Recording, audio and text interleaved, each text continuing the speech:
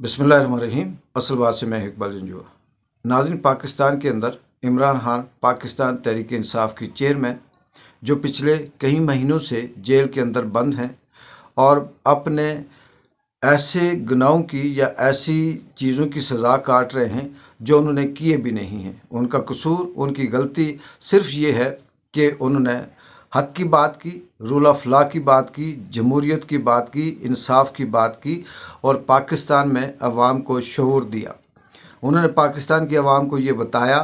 कि 70 सालों से जिसको आप जमहूरियत कहते थे वो ये है, जिसको आप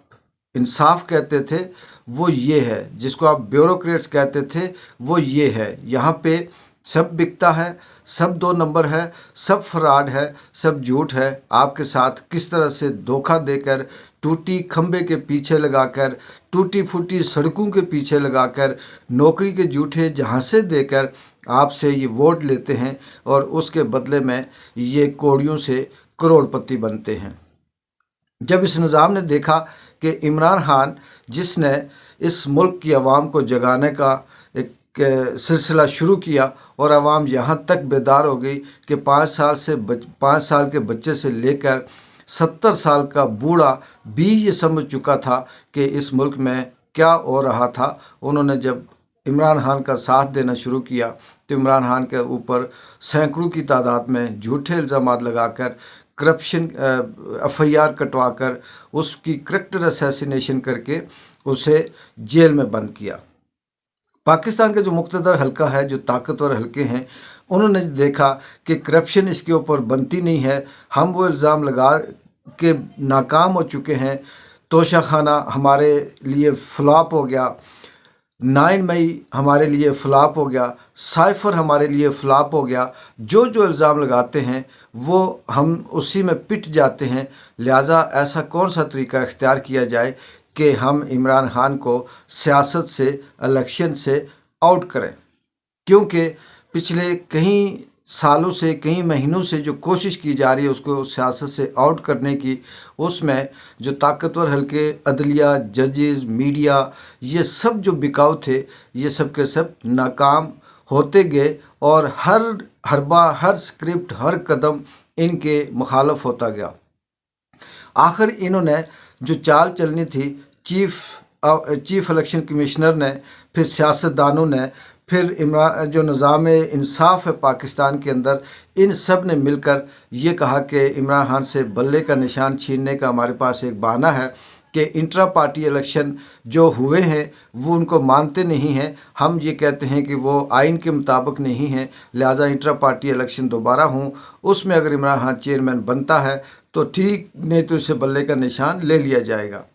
अब ये निज़ाम इंसाफ जो पाकिस्तान का है, जो ताकतवर हल्के हैं, जो मीडिया है, जो बिकाऊ दानश्वर है पाकिस्तान के अंदर, उसे पता था कि ये इलेक्शन इतने आसान नहीं है,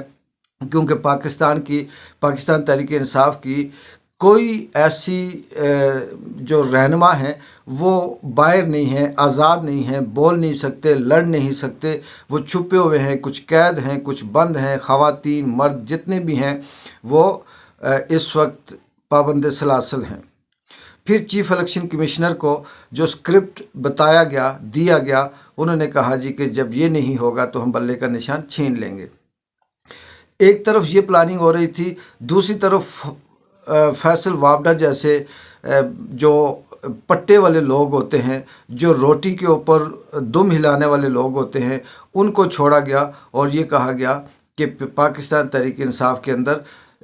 चेयरमैनशिप की लड़ाई होगी बहनों की और इमरान खान की बीवी के दरमियान। फिर इन्होंने कुछ अपने ही लोग, अपने ही स्क्रिप्ट, अपने ही प्ले कार्ड लिख कर उनको भेजा, लेकिन वो भी बुरी तरह से पिट गया और इमरान खान ने आखिरकार पाकिस्तान के निज़ाम को, चीफ इलेक्शन कमिश्नर को, सियासतदानों को, ताकतवर हल्कों के मुंह को इस तरह से सिलिकॉन लगा के बंद कर दिया। उसने कहा कि मैं खुद अगर पार्टी का चेयरमैन नहीं होता तो पार्टी का चेयरमैन बैरिस्टर गौहर होगा। अब ये सियासतदानों के लिए, پیپلز پارٹی والوں کے لیے، خاص کر کے نون لیگ والوں کے لیے ان کے منہ پہ گیلی جوتی کا تماچا تھا۔ اس کی وجہ یہ تھی، وہ یہ سوچتے تھے کہ اگر یہ علیمہ خان کو بناتا ہے تو ہم یہ کہیں گے کہ یہ موروثیت کے خلاف تھا، لیکن اس نے موروثیت کی۔ اگر وہ بیوی کو بناتا ہے چیئرمین، پھر بھی ہم یہی الزام دیں گے اور یہ کہیں گے کہ عمران خان جھوٹ بولتا ہے۔ اگر وہ کسی سیاستدان کو چیئرمین شپ دیتا ہے یا پارٹی کا چیئرمین بناتا ہے جس میں بڑے نامور سیاستدان بھی تھے، تو ان کے اوپر کیسز لگا کر پھر آخری ٹائم میں ایسا کریں گے کہ ان کو بھی نائل کر دیں گے، اور اس طرح سے یہ پارٹی سیاست سے بھی آؤٹ ہو جائے گی اور یہ بلے کے نشان سے بھی محروم ہو جائے گی۔ لیکن جس کے ساتھ اللہ ہو، جس کے ساتھ اللہ کی فتح ہو، نصرت ہو، اللہ کی رضا ہو، جسے اللہ تعالیٰ عقل دیتا ہے، شعور دیتا ہے، اسے کوئی شکست نہیں دے سکتا۔ عمران خان نے ایسے شخص کو پارٹی چیئرمین کے لیے نامزد کیا جو متنازع نہیں ہے، جو دھیمے لہجے کا ہے، جو سب کے لیے قابل قبول ہے۔ اب ان لوگوں کے پاس، ان دشمنوں کے پاس، ان پاکستان کے مفاد، پاکستان کو لوٹنے والوں کے پاس سوائے منہ رگڑنے کے، سوائے ادھر ادھر کی ہانکنے کے کچھ بھی نہیں بچا۔ اب وہ یہ کہتے ہیں کہ اس کو دیتا، اس کو دیتا، اس کو بناتا، اس کو بناتا، لیکن ایسا نہیں ہے۔ جو وہ جانتا ہے وہ آپ نہیں جانتے۔ اس کی وجہ یہ ہے کہ آپ کی نیت خراب ہے، آپ بغض کرتے ہیں، آپ دشمنی کرتے ہیں۔ جو لوگ یہ کہتے ہیں کہ مسلم لیگ نون کے ساتھ بھی اسی طرح سے 2018 کے الیکشن سے پہلے اور اس وقت تک یہی کچھ کیا جاتا رہا، تو وہ لوگ مجھے نہیں سمجھ آتی کہ آدھی بات کیوں ہضم کر دیتے ہیں۔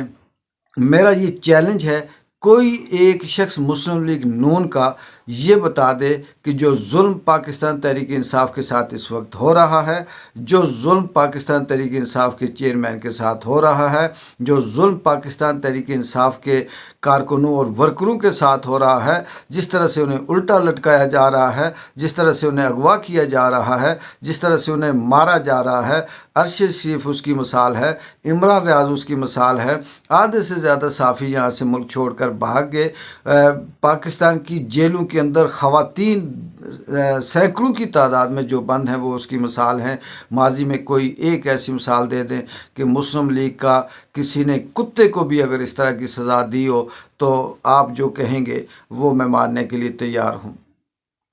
پاکستان مسلم لیگ نون کو 2018 سے پہلے جو کچھ ان کے اوپر کرپشن کے کیس بنے، جو نیب کے کیس بنے، اس بار جو ان نیب کے کیسوں کو کلین چٹ دے کر انہیں صادق اور امین کے تمغے سے نوازا گیا، وہ تمام کے تمام ان کو اگر جیلوں میں بند کیا گیا تو ان کو VIP پروٹوکول بھی تھا۔ ان کے ساتھ وہ سب کچھ آزادیاں، عیاشیاں، ملاقاتیں اور ان کے جو بھی پروٹوکول تھے وہ سارے کے سارے موجود تھے۔ لیکن عمران خان کو ان طاقتور حلقوں نے یہ طے کر رکھا ہے کہ ہم کسی نہ کسی طرح سے اس کو سیاست سے آؤٹ کریں گے۔ لیکن آخر میں یہ بات بتاتا چلوں کہ وقت ایک سا نہیں رہتا، کبھی بھی ظلم ہمیشہ نہیں رہتا۔ آپ جتنے بھی لوگ ہیں، چاہے آپ بیوروکریٹس ہیں، سیاستدان ہیں، طاقتور حلقے ہیں، عدلیہ کے اندر ہیں، میڈیا کے اندر ہیں، آپ کا 2 سال 3 سال 4 سال کا عرصہ ہے، آپ ہمیشہ نہیں رہیں گے۔ اگر آپ یہ اس طرح سے کرتے ہیں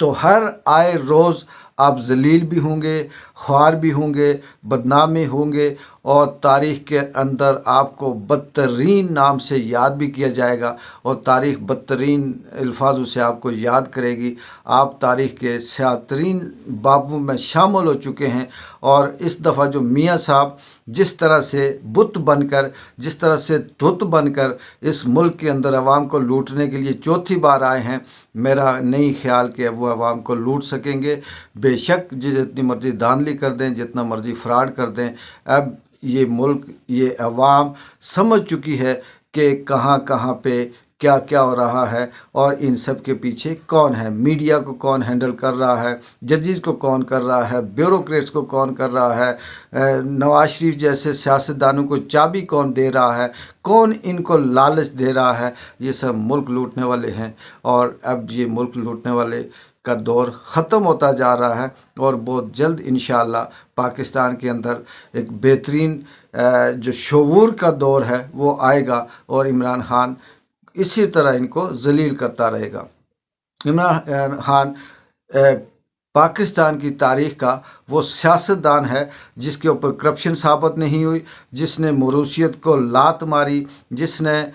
پاکستان میں جھکنے سے پہ انکار کیا، بکنے سے انکار کیا اور سمجھوتا کرنے سے انکار کیا، NRO لینے سے انکار کیا۔ اس نے کہا میں حق و سچ پہ ہوں، عوام کے ساتھ ہوں، اس ملک کے لیے ہوں، اور میں یا جیوں گا مروں گا اسی ملک کے اندر، اسی جگہ پہ۔ میاں کی طرح یہ نہیں ہے کہ میں موقع ملے تو بھاگ جاؤں اور پھر واپس مجھے وہ ہڈی دکھائی جائے، وہ لالچ دی جائے تو واپس آ جاؤں۔ دیکھتے ہیں کہ کل کیا ڈیولپمنٹ ہوتی ہے، تب تک کے لیے اقبال جنجو کو اجازت دیں۔ اللہ حافظ۔